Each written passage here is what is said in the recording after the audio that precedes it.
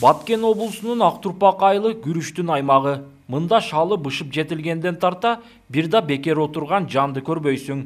Кыз келиндер күрүштү оруу иши менен алектенсе, эркек кишилер күрүштү комбайндан өткөрө баштайт. Бул арада акылуу жумуштар да пайда болот. Айылдагылар бири-бириникине ашарчы болуп, күнүнө 500 сомдон 1000 сомго чейин маяна да алышат. Кошуналарыбызга шал урушкан келдик. Өзүбүз шалыбыз бүткөндө ушинтип жардамга чыгабыз.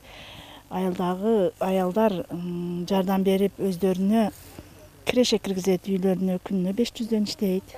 Эми шалдын өзүнө жараша кыйынчылыгы болот.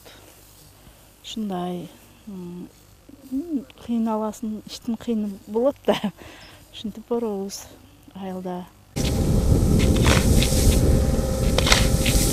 Күрүштү эгин талаасынан жыйнап алышкан соң, аны кургатууда күндүн аптабына жайышат. Ал үчүн Актурпак айылынын асфальт төшөлгөн ички жолдору ыңгайлуу болуп, жергиликтүүлөрдүн кырманына айланган. Мында 3 чакырым аралыкка дыйкандар күрүш жайып кургатышат. Айылда баары күрүч өстүрүү менен алектенгендиктен, бул жайга кезекке тургандар да көп. Комбайндан чыгарып, бияка алып чыгып келебиз. Бияка алып келип, биринчи күнү түнү жаябыз. Күндүз жайбайбыз, ыстыкта сынып кетет.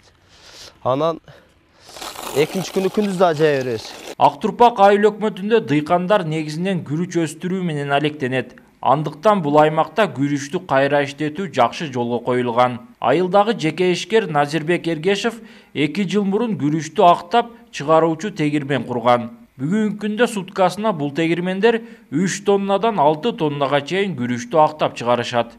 Акжубазды 2016 сентябрда işe жүргөнмүн. Элге ушул Актурпак айыл өкмөтүнүн элибизге пайдасы тийсин деп курганбыз.